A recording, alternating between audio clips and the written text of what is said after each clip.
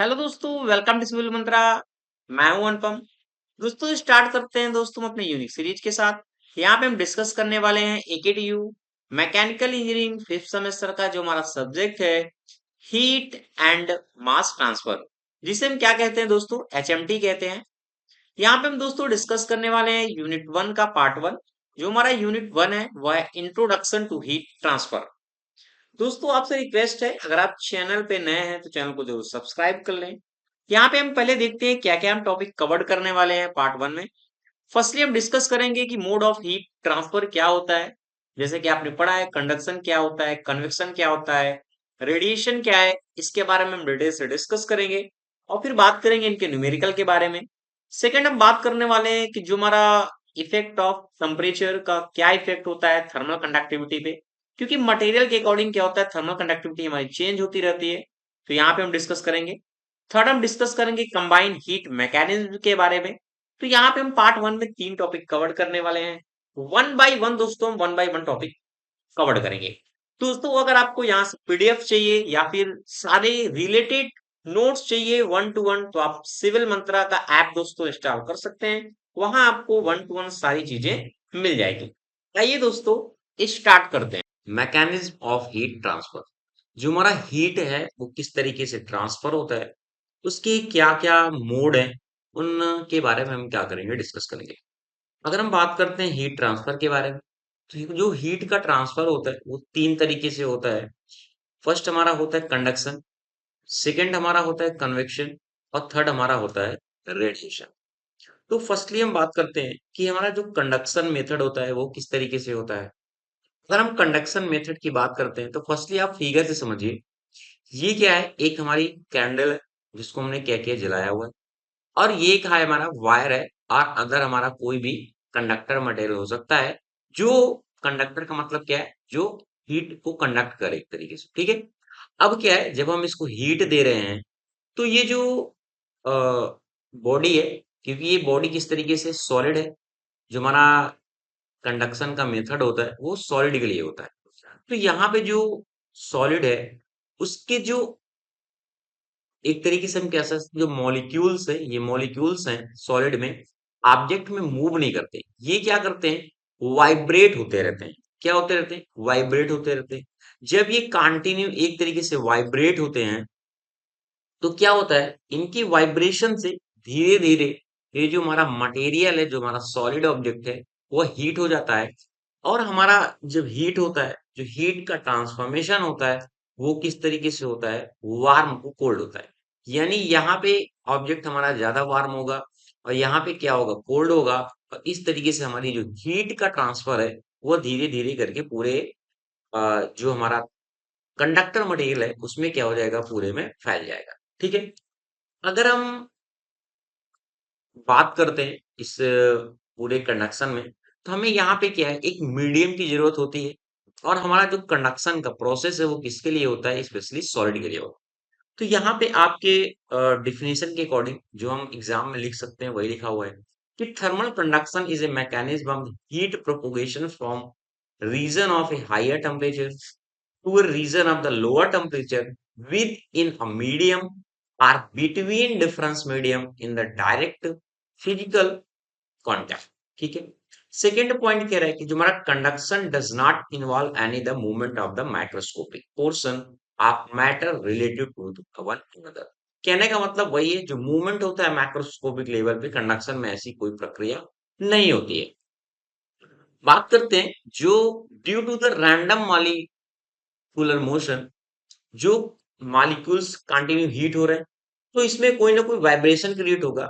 इस वाइब्रेशन के कारण क्या कह रहा है, क्या कह रहा है कि vibration of molecules about its equilibrium position and the concept is term as a micro form of heat transfer. यानी कहने का मतलब जो हमारा वाइब्रेशन जब कंटिन्यू होता है तो इसमें क्या हो जाता है, जो हीट का जो ट्रांसफॉर्मेशन होता है एक तरीके से एक माइक्रो लेवल पे होता है। ठीक है। और वो जो माइक्रो लेवल पे होता है, अगर हम पढ़े होंगे डिफ्यूजन ऑफ द एनर्जी, तो उसमें ये चीज आती है कि जब कंटिन्यू कोई चीज वाइब्रेट कर रही है तो एक ना एक इसमें क्या होगा, हीट क्रिएट होगा। हीट क्रिएट होने के कारण ये क्या करता है, वन टू वन ट्रांसफर हो जाता है। ठीक है। अब क्या है, जो कंडक्शन में मेन हमारा प्रोसेस होता है, इसमें क्या होता है, अगर हम देखें, medium is necessary for the conduction. Medium की जरूरत पड़ती है, क्योंकि अभी हम आगे रेडिएशन देखेंगे तो उसमें कोई मीडियम नहीं आएगा, और ऐसे ही हमारा जो मटेरियल है वो क्या हो जाएगा, हीट का ट्रांसफर होगा। ठीक है। And conduction take place in a solid. जो हमारा कंडक्शन है वो सॉलिड के लिए ही मोस्टली हम यूज करते हैं। इसमें क्या है, जो न्यूमेरिकल में जब पढ़ेंगे, जो हीट का ट्रांसफर होता है by the conduction, Fourier law के अकॉर्डिंग एक फॉर्मूला हमारा है, वो क्या है, Q इक्वल टू माइनस के A D T upon D x. जहां Q क्या होता है, Q हमारी क्या है, हीट है, जो हम हीट दे रहे हैं। कि हमारा क्या है, कंडक्शन हीट ट्रांसफर कोफिशिएंट है, के, दिस इज द के। ए क्या होता है, क्रॉस सेक्शनल हमारा एरिया है, ये हमारा जो क्रॉस सेक्शनल एरिया है, ये इसकी हम बात कर रहे हैं, क्रॉस सेक्शनल एरिया है। और हमारा जो डी टी अपॉन डीएक्स है, ये क्या है, हमारा टेम्परेचर ग्रेडियंट है। तो ये है हमारा कंडक्शन के बारे में। ठीक है, समझ में आ गया होगा। सेकंड हम बात करते हैं कन्वेक्शन में क्या होता है। अब कन्वेक्शन में आपने देखा होगा, पहले थोड़ा सा फिगर समझते हैं। आपने देखा होगा, जब आप स्टोव जलाते हैं, गैस जलाते हैं, जब किसी बर्तन को रखते हैं इस तरीके से, इसमें पानी भरा हुआ है, तो वो क्या होता है, तो देखो यहाँ पे क्या है, क्या कांटेक्ट पे आ रहा है, हमारा जो मटेरियल है वो कांटेक्ट पे आ रहा है, और इसमें जो वाटर होता है वो धीरे धीरे क्या हो जाता है, बॉयल हो जाता है, यानी एक तरीके से हमारा गर्म हो जाता है। ठीक है, यही होता है। बट इसमें किस लिए होता है, क्योंकि अब क्या होता है, जब हीट होती है तो इस तरीके से ट्रांसफॉर्मेशन होता है। ठीक है, जो यानी हल्के मॉलिक्यूल्स हो जाते हैं गर्म होने के बाद, वो क्या होता है, ऊपर जाते हैं, और जो भारी वाले मॉलिक्यूल्स होते हैं, जो ठंडे हो जाते हैं, वो नीचे आते हैं। ठीक है, तो इस तरीके से वार्मर वाटर राइज इस तरीके से कंटिन्यू होता है, एंड कूलर वाटर डिसेंट, यानी जो कूल वाटर होता है वो किस तरीके से नीचे आता है। ठीक है, ये हमारा है कन्वेक्शन का प्रोसेस। ठीक है, अब देखो क्या क्या क्या रहा, डिफिनेशन क्या कहती है कि when the transfer of the heat take place from one part another part of the substance और फ्लूइड, जैसे कि हमने फ्लूइड लिया है, due to the actual motion of the molecules. यहाँ पे क्या हो रहा है, जो हमारा हीट का ट्रांसफॉर्मेशन हो रहा है, वो किसके कारण हो रहा है, ड्यू टू मॉलिक्यूल्स के कारण हो रहा है। किसके कारण हो रहा है, ड्यू टू द मॉलिक्यूल्स के कारण हो रहा है। इस प्रोसेस को हम क्या कहते हैं, कन्वेक्शन कहते हैं। It is called the convection mode of the heat transfer. और हम इसको यूज किस लिए करते हैं, इसको हम स्पेशली फ्लूइड के लिए यूज करते हैं। ठीक है, फिर नेक्स्ट पॉइंट कह रहा है कि in this method the rate of heat transfer depend mainly upon the difference in the fluid density at different temperature. जब टेम्परेचर इसमें पड़ेगा, इसकी डेंसिटी चेंज होगी, और इसी के कारण हमारा जो हीट का ट्रांसफॉर्मेशन होता है, यह कंटिन्यू होता है। ठीक है, अक्सर हम फ्लूइड में ये कंडीशन देखते हैं। तो देखो, इसके लिए जरूरत क्या होती है, medium is necessary for the convection, यानी हमें मीडियम की जरूरत पड़ेगी, कन्वेक्शन में मीडियम होना बहुत जरूरी है। पाथ में भी जिग जैग आर कर्व्ड। जो इसका पाथ है, यानी जो हीट का ट्रांसफॉर्मेशन का पाथ है, वो हमारा क्या हो सकता है, जिगजैग हो सकता है, या फिर कर्व्ड हो सकता है, इस तरीके से जैसे कि आप देख रहे हैं फिगर पे। ठीक है, नेक्स्ट पॉइंट कह रहा है, जो हमारा जो कन्वेक्शन का जो हम रिप्रेजेंट करते हैं, एक हमारा है न्यूटन्स लॉ ऑफ कूलिंग। उसके अकॉर्डिंग हम क्या, फॉर्मूला हमारा क्या है, जो हम आगे यूज करेंगे न्यूमेरिकल में, Q equal to H A T S, ये टी एस है, माइनस टी एफ।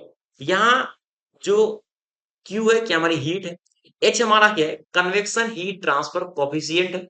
ठीक है, और टीएस हमारा क्या है, सरफेस टेम्परेचर है, और हमारा जो टी एफ है वो क्या, फ्लूइड का टेम्परेचर है। ठीक है, और ए क्या है, area expose of heat transfer, A हमारा क्या है, एरिया है। तो ये होता है हमारा कन्वेक्शन का मेथड। और ये फॉर्मूला याद रखना, ये सारे न्यूमेरिकल में हम यूज करेंगे, थोड़ा सा छोटा सा कॉन्सेप्ट है। अब हम बात करते हैं रेडिएशन की, कि रेडिएशन में क्या है, दो चीजें हमने देख ली, कि हमारा कंडक्शन में क्या है, ठीक किस तरीके से हीट ट्रांसफर होता है। सॉलिड के लिए हम जो यूज करते हैं मोस्टली, किसके लिए, सॉलिड के लिए। सेकंड हमने देखा कन्वेक्शन के लिए, ये हम क्या है, फ्लूइड के लिए यूज करते हैं। तो हम बात करते हैं रेडिएशन। रेडिएशन का नाम सुनते ही आता है याद सीधा सीधा, कि हमारा भाई ये सन है, और ये हमारी क्या है, अर्थ है। जो यहाँ पे हीट हम पे आती है कंटिन्यू, यानी हम पे मतलब अर्थ पे आती है, वो किसके कारण आती है, रेडिएशन के कारण आती है। फिर रेडिएशन के कारण जब हीट आती है, तो यहाँ पे देखो कोई बीच में मीडियम है, पहली चीज आपको मीडियम नहीं दिख रहा, ठीक है। अब तो ये प्रोसेस हमारा होता है मेनली रेडिएशन का, ठीक है। अब देखो डिफिनेशन क्या है, रेडिएशन क्या कहता है, अभी से हम फोर्थ यूनिट में डिटेल से एक रेडिएशन का पूरा यूनिट है, उसमें और डिटेल से हम डिस्कस करेंगे। फिलहाल अभी यहाँ पे बात करते हैं ओनली कॉन्सेप्ट की रेडिएशन की। तो कह रहा है कि it is defined as a transfer of the energy from a system in the form of the electromagnetic mechanism which is caused by the temperature difference. जो यहाँ पे हीट का ट्रांसफॉर्मेशन होता है वो किसके कारण होता है, इलेक्ट्रोमैग्नेटिक मैकेनिज्म के कारण होता है, जहां पे टेम्परेचर हमारा डिफरेंस क्रिएट होता है और हमारी अर्थ क्या हो जाती है, यानी सन से जो रेडिएशन आता है वह पे आता है, ठीक है। तो radiation is energy that come a source and travel through space at the speed of the light. और जो रेडिएशन हमारा आता है वो किस स्पीड से आता है, जितनी हमारी लाइट की स्पीड होती है उतनी स्पीड से हमारा जो रेडिएशन है वो अर्थ पे आता है। इसमें क्या है, मीडियम की कोई जरूरत नहीं होती, क्योंकि देखो बीच में कोई मीडियम नहीं है। और यह सबसे ज्यादा फास्ट है अगर हम कंडक्शन और कन्वेक्शन की प्रोसेस से बात कंपेयर करें तो। और इसका जो पाथ होता है वो स्ट्रेट लाइन होता है, क्योंकि जैसे कि मैंने बताया था यहाँ पे कंडक्शन में क्या है, मूवमेंट था, जिग सॉरी वाइब्रेशन था। कन्वेक्शन में क्या था, यहाँ पे वो जिग जैग मूव कर रहा था या फिर कर्ड पाथ मूव कर रहा था। कंडक्शन में ओनली वाइब्रेशन था, मूवमेंट नहीं था, ठीक है। अब रेडिएशन में क्या है, ये जो हमारा मूवमेंट होता है यानी जो लाइट है, जो ट्रांसफॉर्मेशन है वो क्या होती है, पाथ इज स्ट्रेट लाइन होता है, ठीक है। इतनी चीज समझ में आ गई। अब देखो कह रहा है कि the factor on which the rate of the emission of the radiation by body depend on. जो रेडिएशन वो तीन चीजों पे मेनली डिफरेंट डिपेंड करता है, कि temperature of the surface, surface का कितना टेम्परेचर है, nature of the surface, nature कैसा है, and wavelength of the radiation, and उसका जो वेवलेंथ है, यानी ये जो हमारा फॉर्मूला बना है वो वेवलेंथ से ही बना हुआ है, जो हमारा निकल के आता है ईबी, कह सकते हैं हम ईबी हमारा जो डायरेक्टली पोर्शन होता है T⁴, ठीक है। तो ये हमारा रिलेशन है रेडिएशन के लिए, ये फोर्थ यूनिट में हम डिटेल से डिस्कस करने वाले हैं। तो यहाँ पे जो इसका फॉर्मूला है, स्टीफन बोल्ट्जमैन ने एक फॉर्मूला बताया, EB equal to sigma B A T⁴, ये ब्लैक बॉडी के लिए स्पेशली है, ठीक है। तो जहाँ ईबी हमारा क्या होता है, energy radiated per unit time है, और सिग्मा बी है स्टीफन हमारा बोल्ट्जमैन कांस्टेंट है, जिसका वैल्यू क्या होता है 5.6 इंटू 10⁻⁸ ठीक है। और हमारा जो टी है वो क्या है, एब्सोल्यूट टेम्परेचर है। तो आपको समझ में आ होगा तीनों चीजें, और तीनों में मेनली डिफरेंस क्या होता है। इस तरीके से आपके एग्जाम में कभी कभी पूछा जाता है कि mode of the heat transfer क्या होता है, आपको बताना पड़ेगा कंडक्शन, कन्वेक्शन, रेडिएशन। और इसमें पूछ लेता है कि डिफरेंस क्या होगा, तो आपको डिफरेंस भी इस तरीके से लिखना है कि कंडक्शन का क्या है, कन्वेक्शन का क्या है, एंड रेडिएशन का क्या है। तो ये दो दो टॉपिक आपके क्लियर हो गए दोस्तों। कंडक्टिविटी की, थर्मल कंडक्टिविटी हमारी क्या होती है। और नेक्स्ट टॉपिक इसमें हमारा होगा कि effect of the temperature on the thermal conductivity, कि हमारा टेम्परेचर का क्या इफेक्ट होता है थर्मल कंडक्टिविटी के ऊपर। इस पूरे वीडियो में हम क्या करेंगे, ये दो टॉपिक हम क्या करने वाले हैं, डिस्कस करने वाले हैं। तो फर्स्टली हम दोस्तों बात कर लेते हैं कंडक्टिविटी की यहाँ पे, कि भाई कंडक्टिविटी का जो टर्म है हमारा थर्मल कंडक्टिविटी होता क्या है। अगर हम बात करें थर्मल कंडक्टिविटी की, तो थर्मल कंडक्टिविटी सीधे से ये बताता है कि जो हमारी हीट है, वह हीट है वो किस तरीके से ट्रांसफर हो रही है, ठीक है। अब इसी के हिसाब से कि हमारी हीट ज्यादा ट्रांसफर हो रही है, कम ट्रांसफर हो रही है, और इसे डिनोट करते हैं के से। और यही के वैल्यू हमारा क्या होता है, चेंज होता है। अगर हमारा के ज्यादा है या कम है, यानी कहने का मतलब जो हमारा कंडक्टिविटी का टर्म है यहीं से जनरेट होता है कि हमारा हीट का जो ट्रांसफॉर्मेशन है वह किस तरीके से हो रहा है, या हमारा मेन मोटिव होता है कंडक्टिविटी का, ठीक है। थर्मल कंडक्टिविटी को समझने से पहले हम थोड़ा सा कंडक्टिविटी का जो फॉर्मूला है उसको थोड़ा देख लेते हैं मैथमेटिकली, ताकि आपको कॉन्सेप्ट क्लियर हो जाए। देखो यहाँ पे मैंने क्या किया हुआ है, एक सिलेंड्रिकल बार लिया हुआ है, ठीक है। अब यहाँ पे क्या है, एरिया ए है, और क्यू क्या है, हमारी हीट है, जो क्या हो रही है, ये हायर टू लोअर ट्रांसफर हो रही है, ठीक है। अब ये जो हमारी हीट है, इस यूनिट क्रॉस सेक्शनल एरिया से या फिर यूनिट टाइम में कितनी ट्रांसफर हो रही है उसके बारे में बात करते हैं। तो देखो जो हमारा क्यू है वह डायरेक्टली प्रोपोर्शनल होता है एरिया के, एरिया मतलब क्रॉस सेक्शन, जितना क्रॉस सेक्शन ज्यादा होगा उतनी हीट क्या होगी, ट्रांसफर ज्यादा होगी, कितना यूनिट टाइम पे, ठीक है। अगर हम बात करें Q क्या है हमारे directly proportional to T1 minus T2 के है, क्योंकि यहाँ पे क्या है जो हमारा टेम्परेचर T1 है वह ग्रेटर है T2 से, क्योंकि यहाँ पे क्या है हॉट है, यहाँ पे क्या है हमारा कोल्ड है। तो यानी कहने का मतलब क्या है, जितना टेम्परेचर डिफरेंस ज्यादा होगा उतनी ही हीट हमारी क्या होगी, ज्यादा ट्रांसफर होगी। ठीक है, अब Q is directly proportional to T। T क्या है यहाँ पे टाइम है। अब देखो टाइम का मतलब किसी भी वस्तु को अगर हम ज्यादा देर तक हीट करेंगे, सपोज दैट 5 आवर हीट कर रहे हैं, तो क्या होगी, वो ज्यादा गर्म होगी, यानी ज्यादा हीट उसमें जनरेट होगा। अगर हम किसी भी एलिमेंट को 3 आवर ही सिर्फ हीट दे रहे हैं, टाइम दे रहे हैं, इतना ही टाइम तक हीट कर रहे हैं, तो कम होगी। अब इसलिए कि क्यू हमारा क्या है, वो directly proportional to the T के है। इसी तरीके से हमारा जो क्यू है वो डायरेक्टली प्रोपोर्शनल टू 1/x के है। यहाँ पे एक्स क्या है, एक्स इसके डायमेंशन यानी हम कह सकते हैं थिकनेस से। अब जितना भाई पतला होगा उतना ही हीट क्या होगा, ज्यादा होगा, यानी डायरेक्टली प्रोपोर्शनल टू द, जितना ये कम उतना ये ज्यादा, जितना ये ज्यादा उतना ये कम। इतनी बात समझ में आ गई। अगर इसको हम कंबाइन करें तो हम कह सकते हैं जो हमारा क्यू है वो डायरेक्टली प्रोपोर्शनल टू द किसके है, एरिया के, and T1 minus T2 temperature के, और दिस इज टाइम के, और इनवर्सली प्रोपोर्शनल किसके है, उसके थिकनेस की। ठीक है, अब देखो यहां तक तो हमारा हो गया भाई क्यू हीट के लिए। तो यहाँ पे एक कांस्टेंट टर्म आता है जिसको हम डिनोट करते हैं के से, और इसे हम कहते क्या हैं, इसे हम कहते हैं कोफिशिएंट, क्या कहते हैं, इसे हम कहते हैं कोफिशिएंट ऑफ थर्मल कंडक्टिविटी। क्या कहते हैं, थर्मल कंडक्टिविटी। और इसी को हमें क्या करना है, यहाँ पे पढ़ना है। तो इतनी बात आपको समझ में आ गई होगी, ये क्या थर्मल कंडक्टिविटी है। तो यहाँ पे आता है के टर्म, और ये हो गया के ए, T1 minus T2 into T, this is the time, और हमारा एक्स के। ये फॉर्मूला यहाँ तक समझ में आ गया होगा आपको। ठीक है, अब देखो यहाँ पे हम थोड़ा सा बात कर लेते हैं इसका डायमेंशन की भी, क्योंकि किसके के की, क्योंकि यहाँ पे हम के की बात कर रहे हैं कंडक्टिविटी की।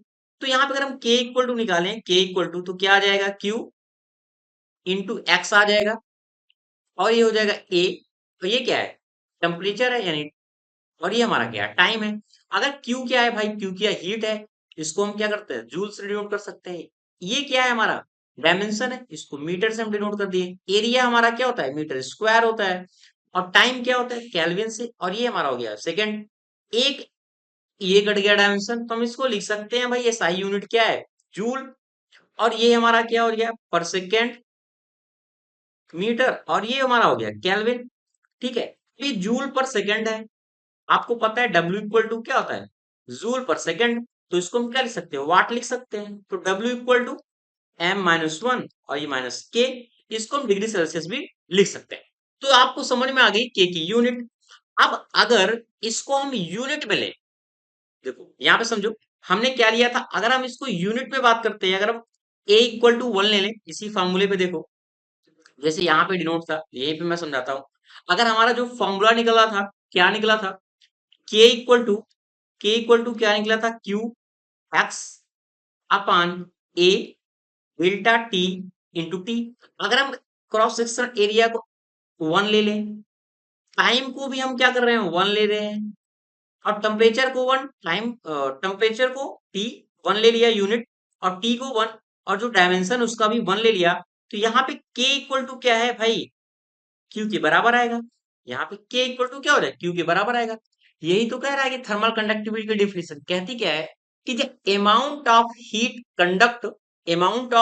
Conduct through a body of unit area,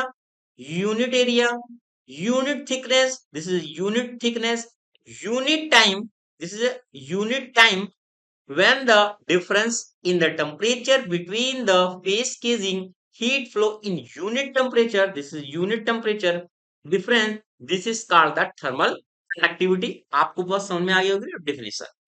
thermal conductivity की भाई यूनिट क्या होती है, ठीक है, वाट पर मीटर केल्विन, या फिर हम केल्विन को डिग्री सेल्सियस में डिनोट कर सकते हैं।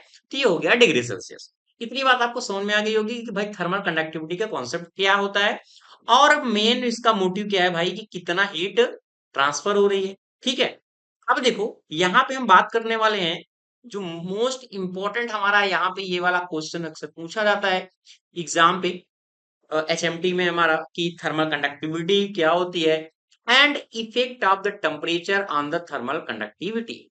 यानी अगर हम टेम्परेचर को चेंज कर रहे हैं, किसको, टेम्परेचर को अगर हम चेंज कर रहे हैं तो हमारी जो थर्मल कंडक्टिविटी है इस पे क्या चेंज आएगा, इसके बारे में हम बात करने वाले हैं। देखो, अब अगर हम बात करें, देखो दोस्तों, तो हमारी तीन स्टेट होती है। तीन स्टेट कौन कौन सी है? एक हम बात करते हैं सॉलिड की, एक हम बात करते हैं लिक्विड की, एक हम बात करते हैं गैस की। यही तीन स्टेट है। अब तीन स्टेट को लेके मैं वन बाय वन थोड़ा समझाने की कोशिश करता हूँ। देखो, अगर हम सॉलिड की बात करें, सॉलिड में हम बात करते हैं फर्स्टली मेटल की। मेटल की अगर हम बात करें, अगर हम मेटल में देखते क्या है कि जो हमारा हीट का ट्रांसफॉर्मेशन होता है वो किस तरीके से होता है।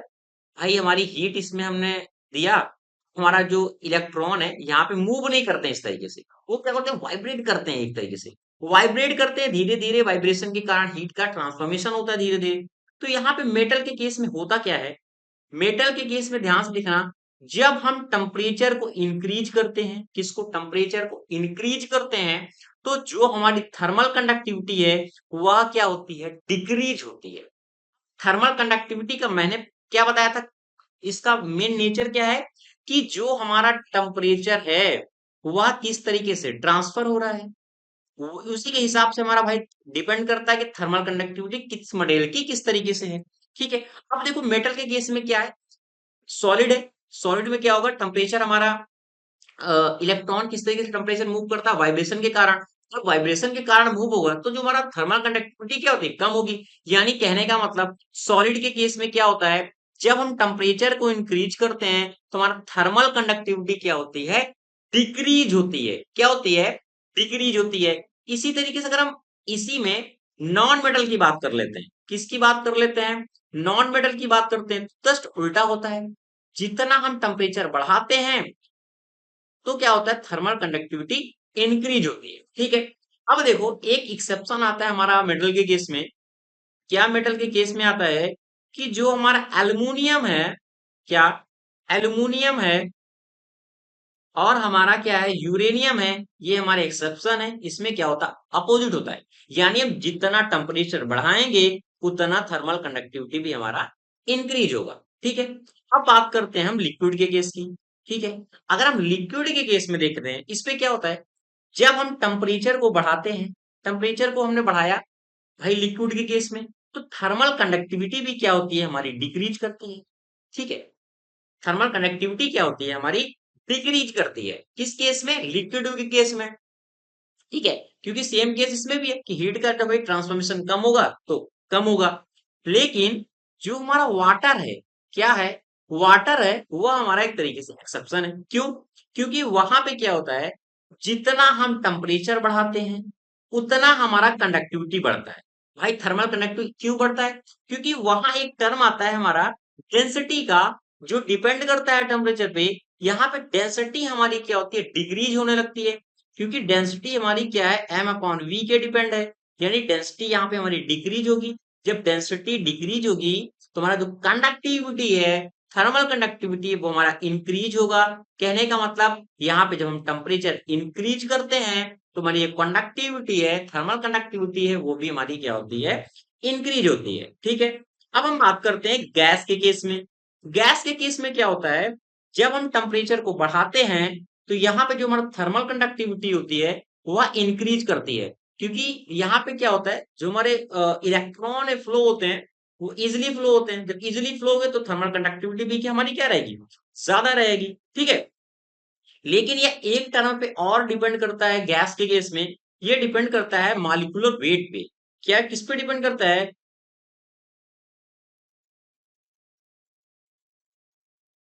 किस पे डिपेंड करता है, ये मॉलिक्यूलर वेट पे डिपेंड करता है।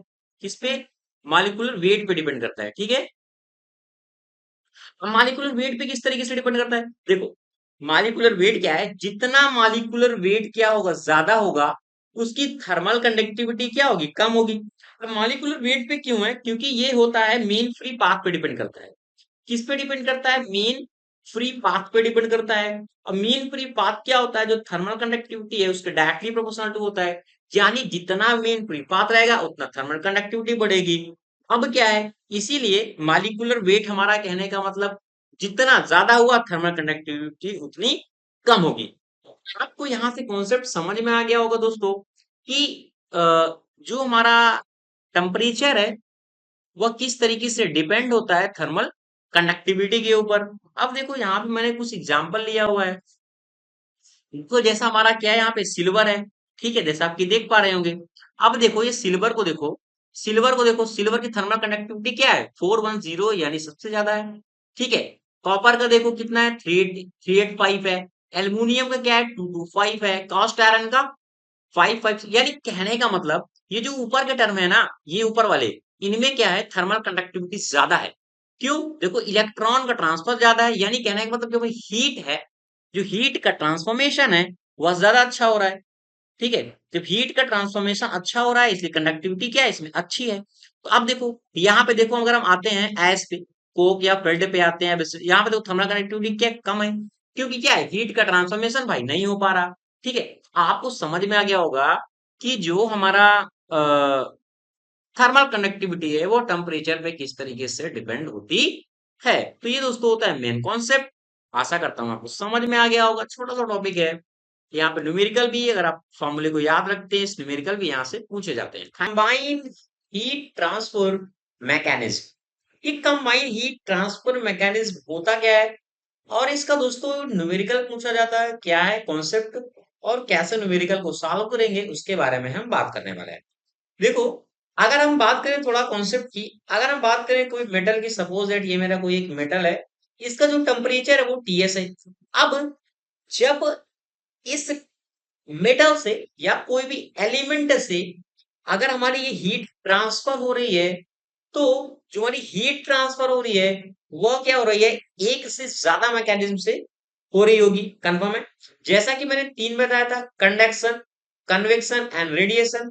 क्या बताया था, कंडक्शन बताया था, और क्या बताया था हमारे, कन्वेक्शन होता है मेथड, और हमारा क्या होता है, रेडिएशन होता है। तो जब हमारी कोई मेटल से हीट ट्रांसफर हो रही है, सपोज दैट मैंने मान लिया भाई जब हीट यहाँ से ट्रांसफर हो रही है वो दो तरीके से हो रही है, this is the conduction and the sorry convection and the radiation. तो वही कह रहा है कि इन actual condition more than one mod of heat transfer is involve. ठीक है, कंबाइंड हीट ट्रांसफर में फॉर एग्जांपल मैंने कंसिडर किया एक प्लेट को, ठीक है, जहां पे टेम्परेचर क्या है हमारा टीएस है, और the heat transfer from the plate through the both convection and the radiation. जो हमारी हीट यहाँ से निकल रही है वो कन्वेक्शन और रेडिएशन से निकल रही है। ठीक है, दो मैकेनिज्म से निकल रही है। तो यहाँ पे जो फॉर्मूला बनता है, this is a Q. Q क्या है यहाँ पे, क्यू क्या है, कंडक्शन है, यानी टोटल हीट एक तरीके से हम कह सकते हैं यहाँ पे कंडक्शन के लिए। तो यहाँ पे क्या हुआ, Q convection plus Q radiation, Q convection plus Q radiation दोनों का। अगर हम क्यू की बात करते हैं तो कन्वेक्शन के लिए फॉर्मूला क्या होता है, H A bracket T S minus T infinity, बाहर का टेम्परेचर जो मैंने मान लिया भाई कि टी इनफाइनाइट है। और रेडिएशन के लिए सिग्मा ए अपसाइलन टी एस की पावर 4 माइनस टी इन्फिनिटी की पावर 4। ये हमारा फॉर्मूला निकल गया। अब यहां से इतनी चीजें बहुत इंपॉर्टेंट है समझने के लिए आपके, क्योंकि यहां से पूछा जाता है क्वेश्चन। अब देखो क्वेश्चन किस तरीके से पूछा जाता है, क्वेश्चन ये देखो पूछा किस तरीके से, कह रहा है कि ए ब्रिक, जो उसकी थर्मल कंडक्टिविटी कितनी दी हुई है, एक एक चीज को हम लिख के चलते हैं। थर्मल कंडक्टिविटी कितनी दी है, 1.2 वाट पर मीटर एंड केल्विन। वॉल इस इतना मीटर थिक है, यानी इतना मीटर थिक है, हम एक्स या एल से डिनोट करते थे, तो मैंने एल से डिनोट कर दिया। यहाँ पे 0.1 मीटर है। Separate hot combustion gas of a furnace from the outside ambient air is at 25 degree Celsius. यानी आउटसाइड की बात कर रहा है, यानी टी इन्फिनिटी की बात कर रहा है। जैसे कॉन्सेप्ट बताया कितना, 25 डिग्री सेल्सियस, और केल्विन में इसको हम चेंज करेंगे तो 25 प्लस 273, और ये कितना हो गया 290 एट केल्विन। ठीक है, फिर कह रहा है कि half the wall is found at to be 100 degree Celsius. यानी जो T2 है उसका, किसकी बात कर रहा है, T2 की कितना है 100 डिग्री सेल्सियस। इसको भी केल्विन से चेंज करेंगे तो कितना 273 ऐड होगा, यानी 373 हो जाएगा। ओके, केल्विन में मैंने चेंज कर लिया। if the natural convection heat transfer coefficient on the outside of the brick wall is इतना, यानी कह रहा है कि जो H का वैल्यू है, क्योंकि कोफिशिएंट बात कर रहा है कितनी कन्वेक्शन के लिए, तो एच का जो वैल्यू है यहाँ पे कितना दिया हुआ है, 20 वाट पर मीटर स्क्वायर केल्विन। ठीक है, और कह रहा है कि जो इमिसिटिविटी है यानी अपसाइलिंग की बात कर रहा है ये 0.8 है। तो calculate the inner surface of the temperature of the brick wall. तो भाई जो हमारी ब्रिक है इसका जो अंदर का टेम्परेचर है, इसका जो अंदर का टेम्परेचर है वह कितना होगा, इसके बारे में पूछ रहा है। ठीक है, तो मैंने यहाँ पे आपको कॉन्सेप्ट क्या बताया था, कोई भाई हमारी बॉडी है, यहाँ पे टीएस है, तो यहाँ पे जब टेम्परेचर हमारा निकल रहा है तो कैसे निकल रहा है, कन्वेक्शन के थ्रू निकल रहा है। ठीक है, और क्या है, रेडिएशन के थ्रू निकल रहा है। ठीक है, तो क्यू, जो हमारा क्यू कंडक्शन इक्वल टू क्या होता है, हमारा Q convection plus Q radiation, यही हमारा फॉर्मूला है। तो यहाँ पे हम लिख सकते हैं भाई हमारा जो क्यू रेडिएशन है उसके लिए क्या होता है, के क्या होता है, के A D T upon D x, ये फॉर्मूला लिखते हैं, इक्वल टू, अब कन्वेक्शन के लिए हम क्या लिखते हैं, एच ए टी टू, मैंने टी टू मैंने मान लिया भाई, इसको मैंने मान लिया T infinity half T one T two. ठीक है, क्योंकि यहाँ पे मैंने क्या टी टू इसलिए मान लिया क्योंकि यहाँ पे क्या है, टीएस की टेम्परेचर की बात कर रहे हैं, टी टू यहाँ पे मैंने डिनोट कर लिया। ठीक है, टी टू है, और इसका फॉर्मूला क्या होगा रेडिएशन के लिए, आप साइलेंट, मैं सिग्मा बी से डिनोट कर दे रहा हूं, मैं इसको सिग्मा बी से ए टी टू की पावर 4 एंड टी इन्फिनिटी का पावर 4। ठीक है, इतनी बात आपको समझ में आ गई होगी भाई, एरिया सब में है इसलिए एरिया को यहां से दो हटा। अब के का वैल्यू कितना है भाई, 1.2 है, 1 पॉइंट हमने 2 रख दिया। अब यहाँ पे देखो जो dt है वो क्या है, T1 माइनस T2 होता है, ये कॉन्सेप्ट आपको पता है। और जो x है वो ऑलरेडी भाई भाई कह रहा है कि जो हमारा L है वो 0.15 है, रख दिया मैंने। ठीक है, ये रख दिया। h कितना है, जो हमारा h का वैल्यू है ऑलरेडी की 20 गिवन है भाई, हमारा 20 गिवन है। ये कितना है, T73 है, और जो हमारा टी इन्फिनिटी वो कितना है, कहाँ गया, 298, ये हो गया 298 प्लस इसका वैल्यू 0.8 ऑलरेडी हमारा क्वेश्चन में यहाँ पे गिवन है। और सिग्मा बी कितना होता है, इसका वैल्यू ऑलरेडी कॉफिशियंट है, कितना होता है इसका वैल्यू 5.67 इंटू 10 की पावर -8। और यहाँ पे कितना हो जाएगा, T2 T73 की पावर 4 माइनस 298 की पावर 4, यही होगा। ठीक है, तो यहाँ पे T1 माइनस T2 लिखा है, यानी T1 T2 माइनस 73 यानी 1.2। अब हमें T1 तो फाइंड करना है, इसका टेम्परेचर भाई क्या कर रहा है, calculate inner surface temperature of the brick wall. ठीक है, तो T1 और T2 मैंने कितना भाई, T373, अब कितना होगा 0.15। इसको आप कैलसी से इजीली सॉल्व कर लोगे, ये वाला पॉइंट और ये वाला पॉइंट पूरा। जब इसे कैलसी से सॉल्व करोगे तो ये निकल के आएगा 2020.3, इतना निकल के आया। अब यहाँ पे क्या करना है, इसका मल्टीपल करना है। ठीक है, तो यहाँ पे क्या निकल के आएगा, और ये जाएगा ऊपर, यानी हम लिख सकते हैं T1 minus 373 equal to 20.3 into 0.15 upon 1.2, इतना ही होगा। अब इसको यहां से T1 अगर हम निकालेंगे कैल्सी से डायरेक्ट, तो T1 इक्वल टू भाई आप सॉल्व कर सकते हैं इजीली, कैल्सी से आपके पास कैल्सी होगी, यहाँ पे आ जाएगा केल्विन, और यही दोस्तों इसका होगा फाइनल आंसर। तो यहाँ कॉन्सेप्ट आपको सिर्फ ये समझना है जो मैंने इसके पीछे बताया, कि भाई जो हीट है वो वन मोड से कंबाइंड हीट ट्रांसफर मैकेनिज्म में आ रहा है। तो ये फॉर्मूला आपको, ये कॉन्सेप्ट याद रखना है, इस कॉन्सेप्ट के सहारे आप सॉल्व क्वेश्चन को इजिली सॉल्व कर पाओगे। ठीक है, नेक्स्ट वीडियो में एक और क्वेश्चन मैं कंसीडर करूंगा जो थोड़ा सा डिफरेंस होगा, कॉन्सेप्ट सेम होगा। Thank you for this video दोस्तों, वीडियो अच्छा लगा हो तो लाइक शेयर कमेंट करें, थैंक यू।